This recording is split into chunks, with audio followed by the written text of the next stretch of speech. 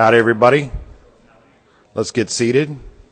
We're going to have Colin Theriault up here in just a minute. To say he's going to talk about writing catalog descriptions is probably a little bit underselling what he does. In fact, if Colin does this as a member of his cult, I'm actually required to leap to my death. Colin does persuasion, Colin does mind hacking, and if you give him your full attention and obedience and undying loyalty and just you're ready to jump off the cliff, time comes, he can teach you how to do the same. So Colin, why don't you do that?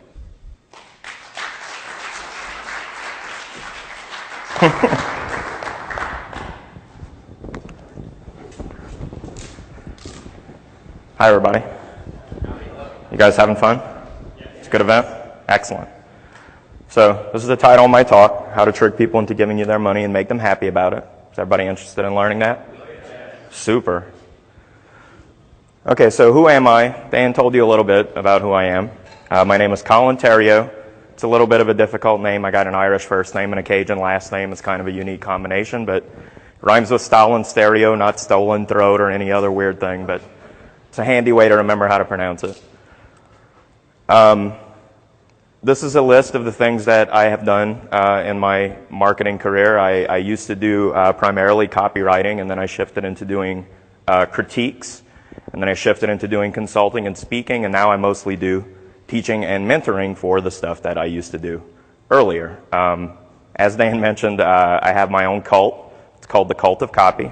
You can ask me about it later. But that's the URL. It's basically a Facebook discussion group. The reason I chose the name cult is because it's got, a cult means secret and culture means society, so that was kind of cool for what I wanted to do. I wanted it to seem like a cool place to be. And right now we have right around 4,000 members, and that consists of my colleagues and clients and my fans and followers. And when I started the cult, I didn't really look like a cult leader, so I grew a beard and then bought some phony internet credentials. So I'm technically the Reverend Dr. Sir Colin D. Theriault because I'm a licensed non-religious minister, so if anybody needs any weddings, I'm available. I'm also an honorary doctor of esoteric psychology, and I'm a knight of the Bohemian Empire. I bought all of these. I have certificates. It's as legit as the paper it's printed on. So the two things I want to talk to you today about are we're going to talk about what I call the lock and key relationship. So did anybody here see Andrea's talk on avatar building? Super. Does everybody here need a customer avatar? Excellent. Okay, so the trick with the customer avatar, what I like to do, why I call it a lock and key relationship, is because we develop your selling persona right alongside the customer avatar so that they fit closely together. And we'll get more into detail as we dig in. And then I'm also going to teach you a message formula that you can use for product descriptions, but I like to simplify and keep things efficient, so I literally use the same formula for everything. Emails, blog posts, forum posts. I use this formula so much I think in it, I speak in it, and it's really just a handy persuasive shortcut that you can use for anything. Does that sound good? Super. Okay, so the first thing we're going to talk about is that lock and key relationship that I mentioned. Anybody take any journalism classes ever? So you might recognize this formula here. They teach at least the first 5 W's in journalism class as a way to teach journalists what they should ask when they're writing an article, right? So the last 2 that I add are specific to marketing, but the basic list of questions are who, what, when, where, why, how, and what if. And what we do with the lock and key relationship is that we answer this on 2 sides. We're going to answer 7 questions on the seller persona side, but we're going to start with 7 questions on the customer avatar side. So side 1, customer avatar. Oops. By the way, you can take notes if you want, but if you just want these slides later, just ask. I have a PDF of them. So if I barrel through too fast, don't worry about it. Who is the specific target prospect? Now, most people know what a customer avatar is. That first point under there is what they focus on: gender, education, employment, family, likes, dislikes, things like that. And as Andrea pointed out in her talk, you can find out a lot of those things on Facebook because they put those things on there voluntarily. You can just look it up. The key thing that I want to point out is you want to think about and answer this question in the sense of what makes them destined to suffer from the problem that you solve as a business person. Because you should always think of what you sell as a solution to a problem. Now, the reason you want to think about what makes them destined to suffer from that problem is it allows you to speak to the problem in a way where they feel like you're telling them it was an inevitable outcome, right? It's not your fault. Something happened along the way and this problem happened to you. It was bound to happen. It's nothing you did, right? Then number two, what is the nature of their specific problem? Is it physical, mental, emotional? How does it feel? Is it painful, annoying, bothersome? You know, depending on what you sell, the degrees of suffering that they're going to have because of this problem are different. But if you know what those feel like, you can speak to them in terms of their specific emotion and also the level of intensity that they feel about that emotion. I'm sure a lot of times you've encountered ads that seemed really hyperbolic and over the top, like way too intense of an emotion for the way you actually experienced that problem, and it probably turned you off, right? So that's something you want to think about when you're defining your customer avatar. What does it feel like to be them and suffering from that problem? When do they actually experience the problem? When we're talking about a problem, we'll talk about where in a second, but if you know when and where someone experiences a problem, it really helps them think that you understand it more deeply because it puts it in a place and a time, right? It takes the problem out of a general vague idea in their head and you understand it very specifically. So how often do they suffer from this problem? I spelled how wrong on that second one. How long do they suffer? Like, is it the kind of thing where, you know, you get a migraine headache and it takes you out for the rest of the day, or is it something that bothers you at one point of the day, but it happens every day? You just want to understand the nature of this particular problem. What amount of time is wasted by this problem? Basically, you want to know what it is that they're sacrificing and leaving behind because they experience this problem, and that lets you talk to them about why they should solve it. Because a lot of times what happens when people have a problem, they suffer it sort of silently, right? Like they feel like, well, I'm not going to talk to anybody about it. I'm just going to sort of endure and take it. And they don't really like to think about it. But if you bring it up and you talk about these things, they feel like you really have a strong connection with them because they don't tell anybody about this problem.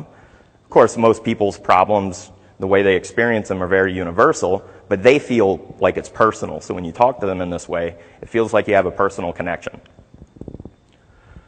Where else does the problem affect them negatively? So besides the actual experience of the problem directly, what are the ripple effects? And by ripple effects, I mean if there's a problem that bothers them, what else in their life is it radiating outward to touch? Does it affect their work? Does it affect their home life? Does it affect their friendships? Does it affect their ability to have fun? Does it make them unhappy in other ways other than that one instant when they're suffering from the pain itself?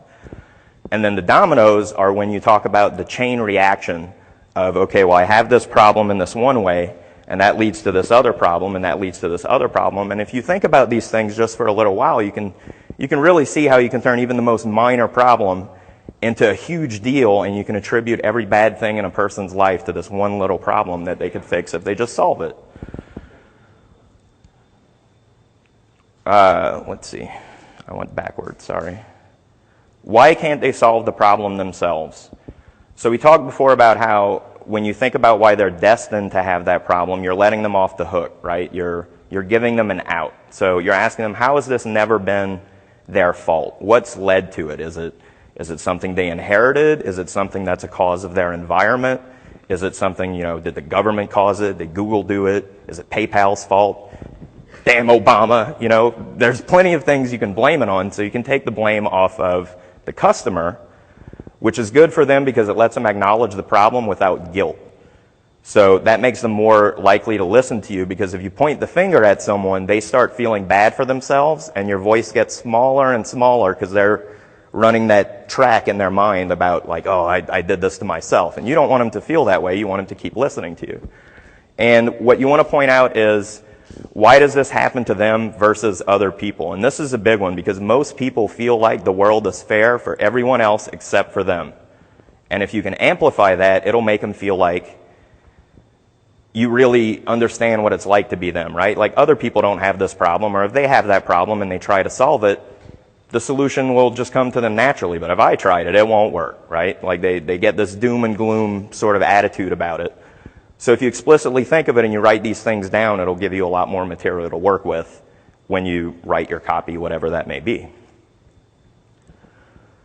6, how have they tried to solve it and failed? This is something a lot of people mess up because a lot of people try to avoid ever talking about their competitors because they don't want to educate their customers that competition exists for solving this particular problem.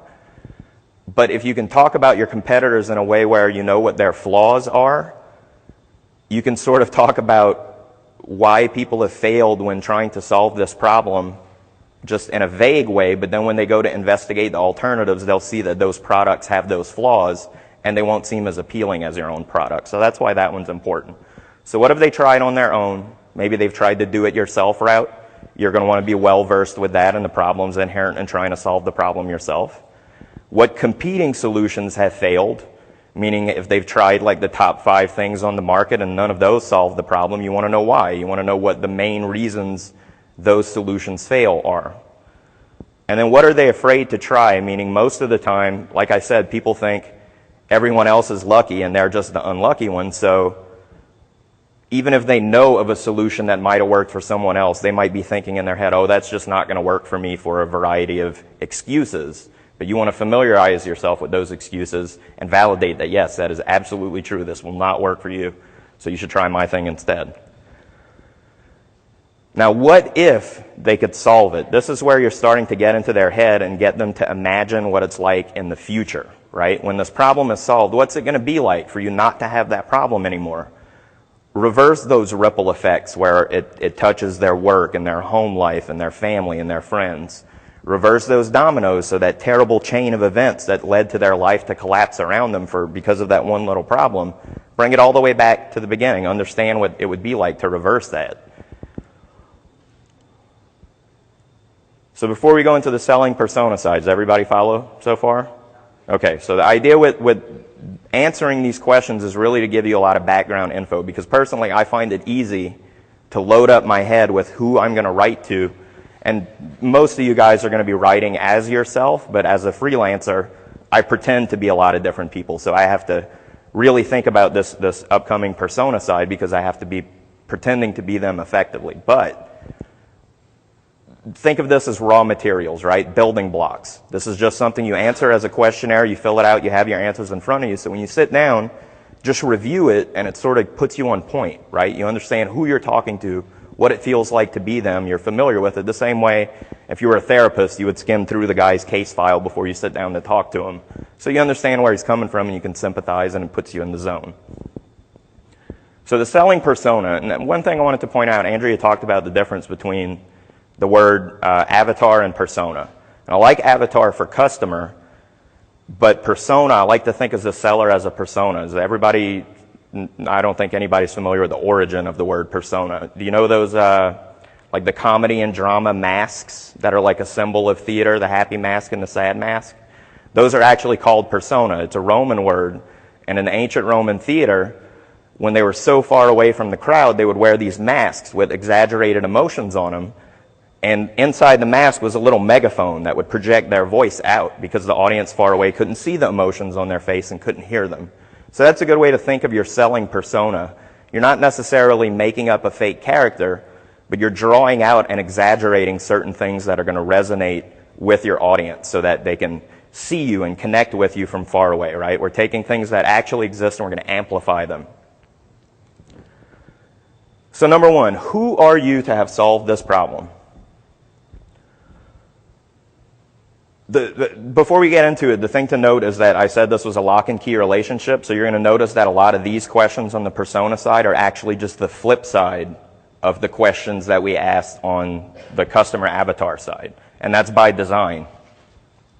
So who are you to have solved this problem? What are your unique circumstances that led you to almost like luck into the answer, right? And what that allows your customer to believe is that yes, you did solve the problem, you arrived at the solution, and you have it to offer them, but it also magnifies what you told them about it not being their fault, right? Like you're not super smart, you're not a genius, you just kind of lucked into it, and it allows them to believe that it really wasn't their fault, right? Like you were just lucky. They never had a chance to solve it, but you were lucky, and now you're nice and you're coming back to give them the problem. So no matter what it is, how you arrived at your solution, when you tell that story, it needs just a little bit of an element of luck, a little bit of happenstance.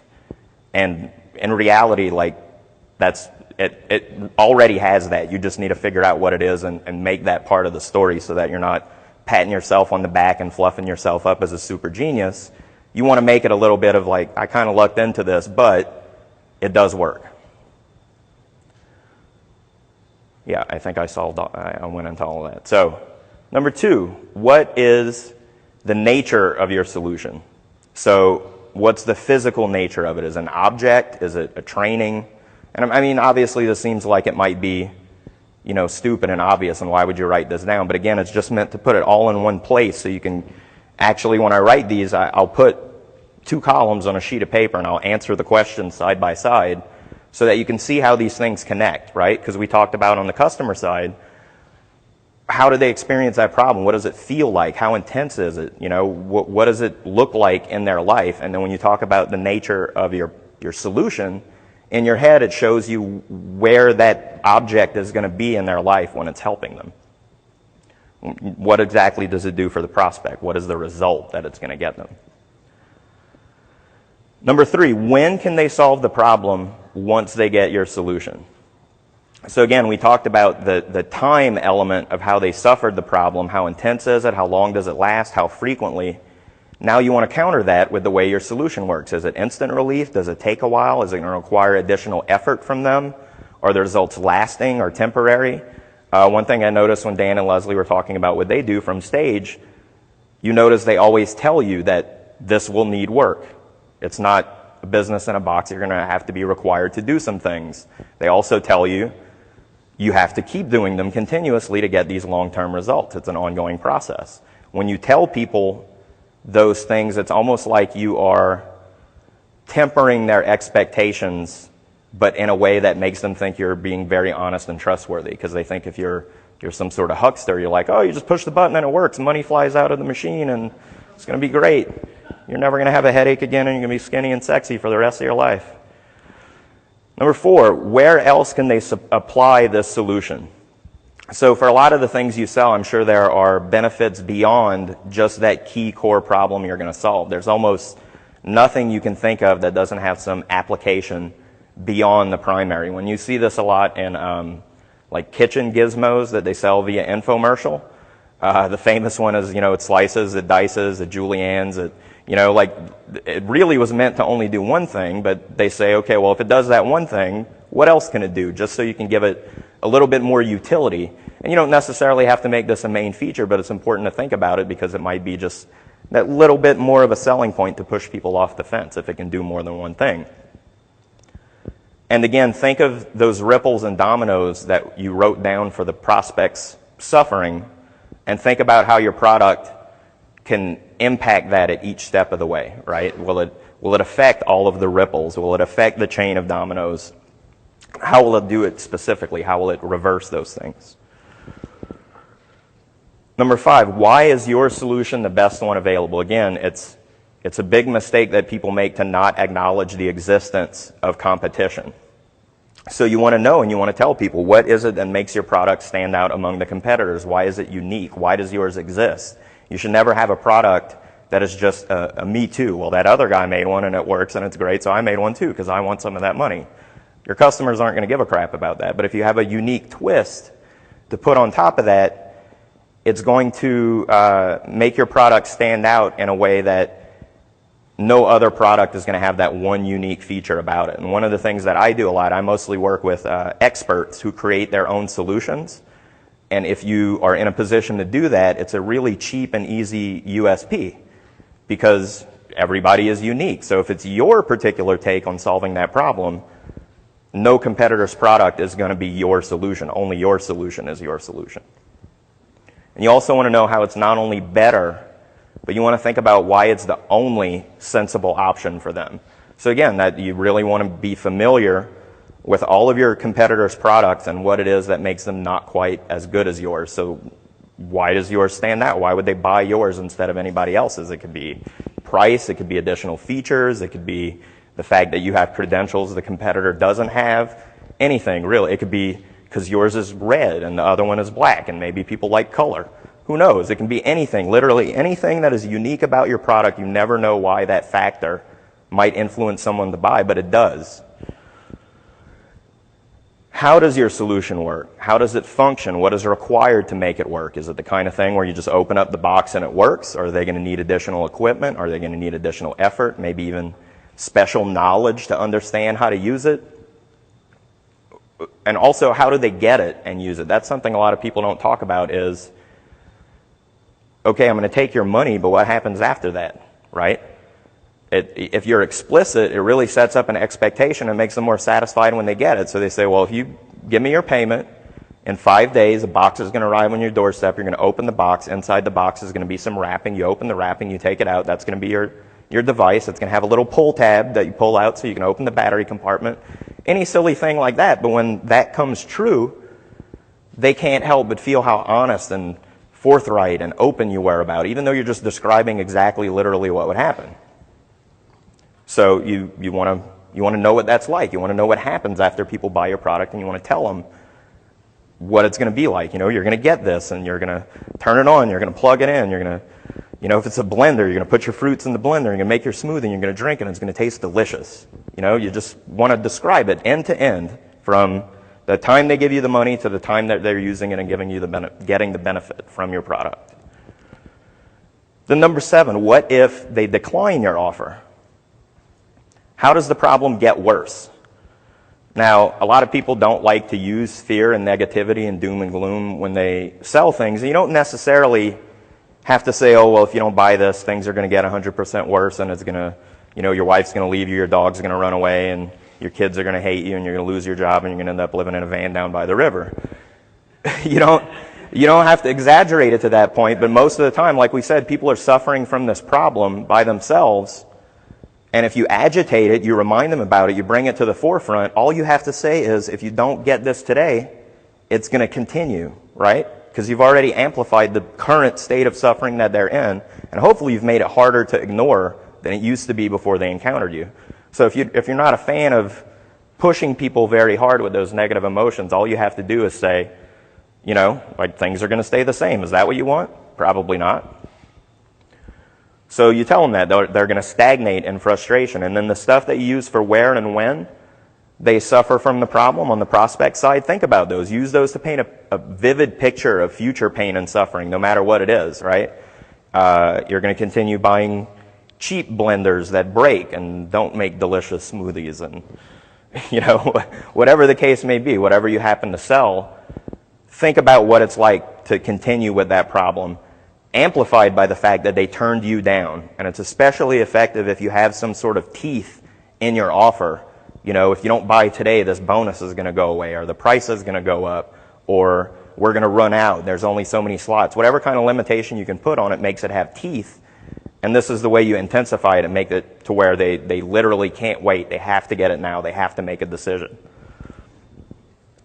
So that lock and key relationship is all about allowing you to define yourself or your company and your products in a way that deeply connects to the pain of the prospect's problem, so that they feel you're the right person in the right place at the right time with the right deal, but they arrive at that conclusion themselves. They think it's their own idea. It clicks with them because you're taking their experience of the pain and what it feels like to suffer from it, and you're presenting yourself and your product and your company in a way that literally touches lock and key, facet to facet.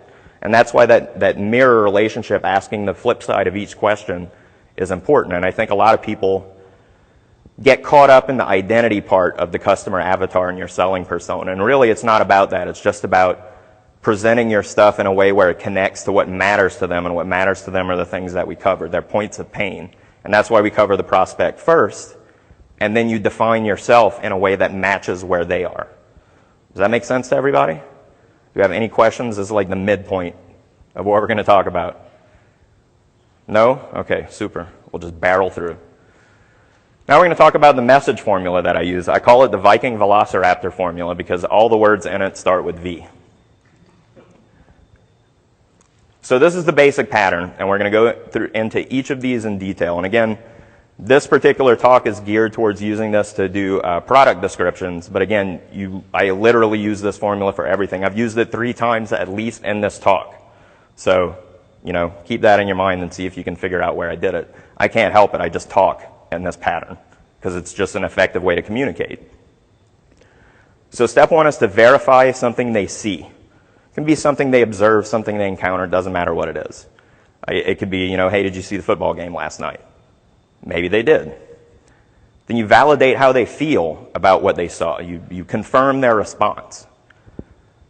Those first 2 there are the main steps, because what it does is, over time, especially when they read multiple messages from you that follow this pattern, what you're doing when you verify things that they see and you're constantly calling out things that they do see, it sort of psychologically puts you right beside them, right? It doesn't put you on the top of the mountain where you're unreachable and you're some sort of guru that is very distant from where they are. It puts you literally in the same world as them. You see the same things every day. You like the same things.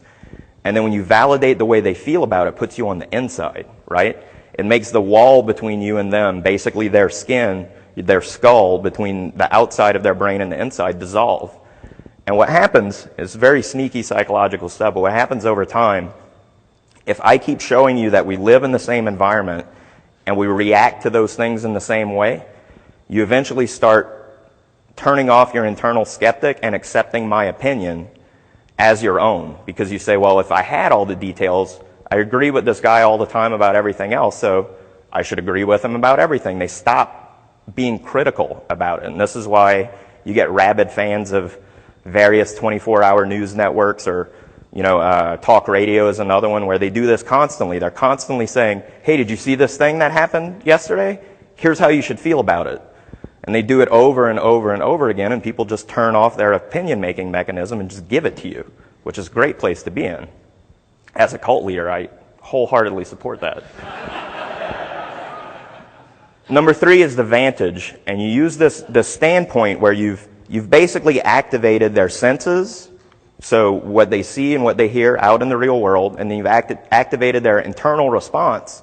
So whatever it is you're going to talk about them next, if you connect it to that, you've told them where to file it. You're not just throwing information in their face and hoping they listen.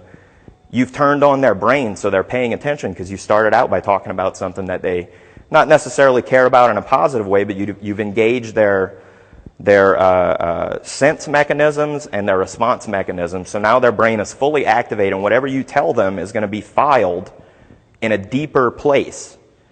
And they're going to think it's their own idea. They're going to forget that you're the one who told them that, because now it's connected to something that was already in there.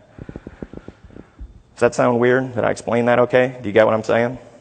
Okay, so I see heads nodding. Sometimes I can be a little bit of a weirdo. So if you don't get it, please ask. We'll have questions at the end. And then these last 2, you don't necessarily have to use them both in each message. I use them one at a time, sometimes depending on what I can think of. You want to share values that you have in common, or villains that you both hate. Villains don't have to be people necessarily. It can be anything, obstacles, roadblocks, difficulties, anything like that. But what happens is, you can think of values as a positive attractor. It's something we have in common, so it draws us together. What villains do when you talk about the things that you both hate, it's also an attractor, but it's because it's something from outside pushing you both closer together. So I was sitting in the bar earlier working on these slides, and the LSU game was on, and I'm an LSU alumni. So there was a guy there in an LSU shirt, right? So now we're both against, I think it's Texas A&M that they're playing today. So anybody in there, automatically we're buddies versus the guys who are rooting for the other team. We have a common enemy, so now we're instant friends, right? The enemy of my enemy is my friend. Well, it works in reverse. If I show you that we both hate the same thing, now we're instant buddies. And this happens a million times a day in small ways. Like if you're ever in the grocery store line and the guy in front of you starts being a jerk, and you turn around and instantly commiserate with the guy behind you, and now you're buddies just for that instant. But that's all it takes, is that you're both like, what a jerk that guy is, right? So common enemies, it's really simple, but it's very powerful. So now we're going to go into detail about how to use this pattern to do product descriptions, right? So assume you've already done the big questionnaire thing that we did at the beginning. You have your report, you know what their feelings are, you did all 14 questions on the who, what, when, where, why, how, and what if. So you have your list, you know what your customers like, you know what their avatar is. So verify something they see or observe. It could be about their lifestyle. So anybody familiar with the J. Peterman catalog?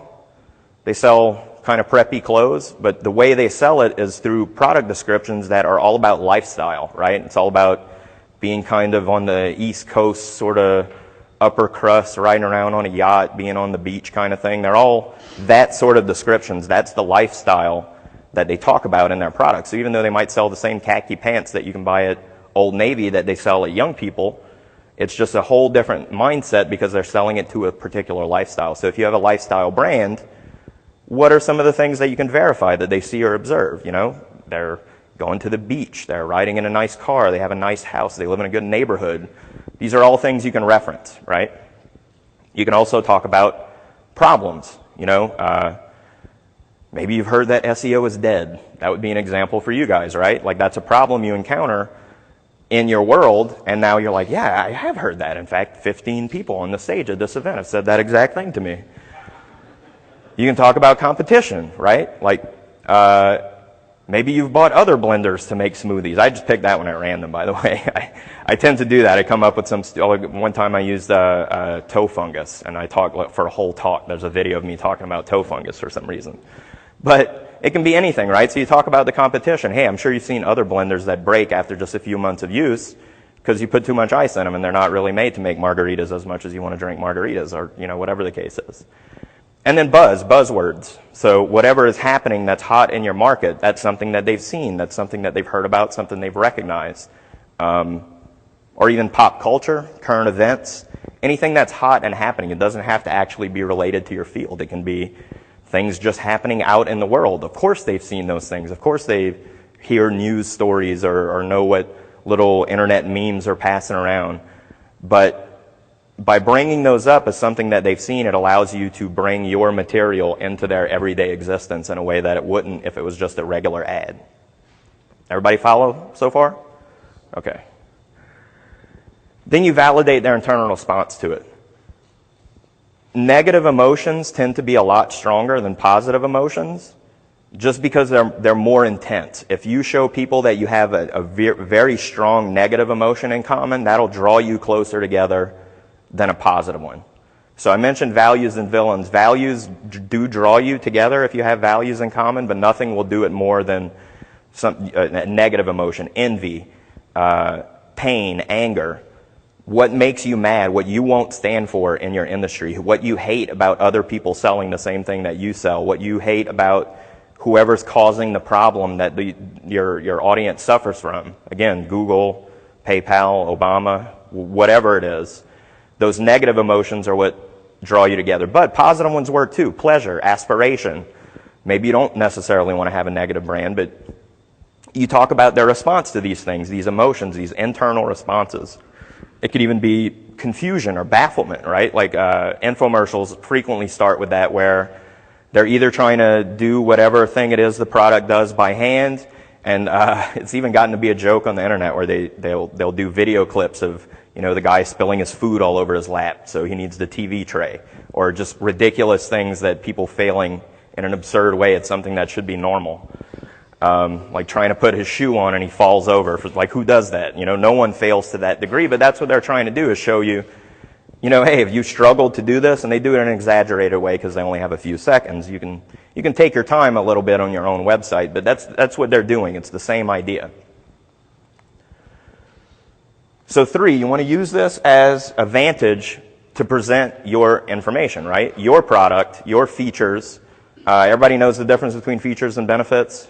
Dan and Leslie should be pretty good at telling you guys that, right? Does everybody know what an advantage is in reference to feature and benefit?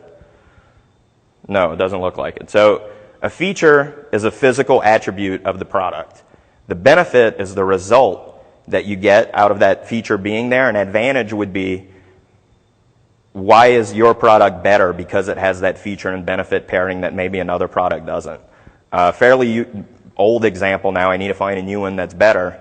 But does anybody remember that Kodak ZI-8 camera for doing web videos? What was the advantage that it gave you? Do you remember? It had a microphone jack, so you could put a professional microphone on a pocket camera, so all of a sudden you can record HD video and it looks just as good as a $2,000 camera, but it's a $150 camera. You just buy a better microphone. The flip camera didn't have that feature. They didn't keep the camera around long because only people like us really needed it, but for people selling that camera to people like us, that made that camera stand out. It was an advantage to have that one little feature, and once you pointed it out to people, they didn't want the one that didn't have it, even if they didn't have a super good microphone. It was just to have the option, just in case I want to record much better audio. It's better to have that feature because it gives me an advantage, even if they're never going to use it.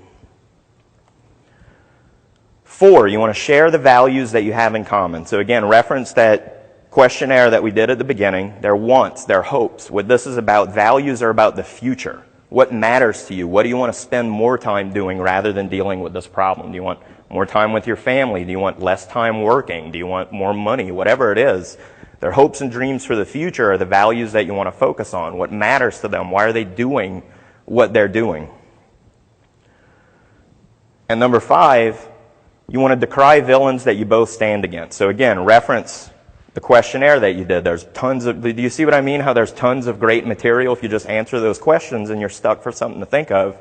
Just read it over and things will jump out at you. It'll give you ideas. So it can be enemies, actual enemies who don't want you to succeed. It can be obstacles, just things you run into, roadblocks. It can be competitors of your client who, are taking their customers away. They're fighting for the same resources. And the villains are about the past. It's about overcoming those things, moving past them, conquering them, leaving them aside in the dust, right? Everybody follow so far? Super. So, for example, who sells something here? Somebody want to shout something out that I can do an example product description for? Okay, not all at once. Boots. Okay, so let's back up real quick.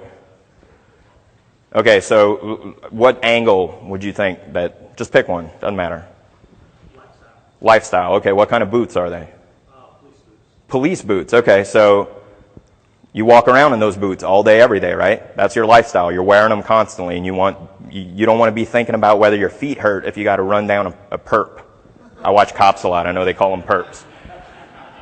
So have you ever had boots that are pinching your feet all day and you basically don't ever want to, you hope nothing bad happens so you don't have to get out of your patrol car and run on foot? So I just did a verify and validate, right? Like you're I guess, angsty about having to run in shoes that hurt your feet. I've called out something you've seen and your internal response to it. So then you say, well, these boots are comfortable and they wick sweat away, and you'll sit there and you feel like you're wearing bunny slippers all day long, even if you have to run.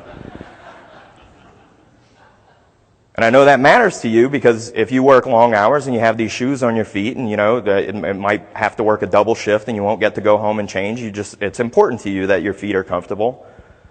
Unlike other people who make shoes for other purposes that might not suit yours, so you don't care what they look like, you care that they're functional, right? Unlike other boot manufacturers. So that would just, obviously, that I just made that up off the top of my head, but you get the idea. That would be what, like a 6-sentence description? And that hits right where they are, instead of just saying, these boots are great and they have these features and these benefits. By doing the verify and validate, I put it in your world, right? So now the next time that guy's shoes hurt, he's going to think of you. Does everybody get it with that example? Super. So any other questions? We have 15 seconds.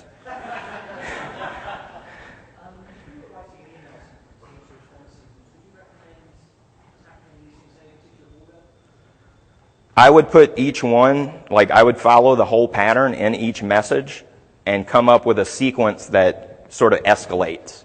So you'd start with the soft stuff and then get harsher and harsher and harsher. And basically use more and more intense emotions, more and more negative emotions. That's when you would get into the doom and gloom type of stuff. So thanks. I've been the Reverend Dr. Sir Colin D. Theriault from the Cult of Copy. Thank you. I appreciate it. If you want more resources like this, just go to that URL. I have to approve you to join, but I'll know because I'll get a ton of members jumping on. And plus, if you want help writing this kind of copy, I've trained people to write copy this way. So just get in touch with me. I have an army of loyal copywriters that can help you guys out. Thanks, everybody. We got, you are now allowed to eat. Thank you, Colin, for releasing us. Thank you.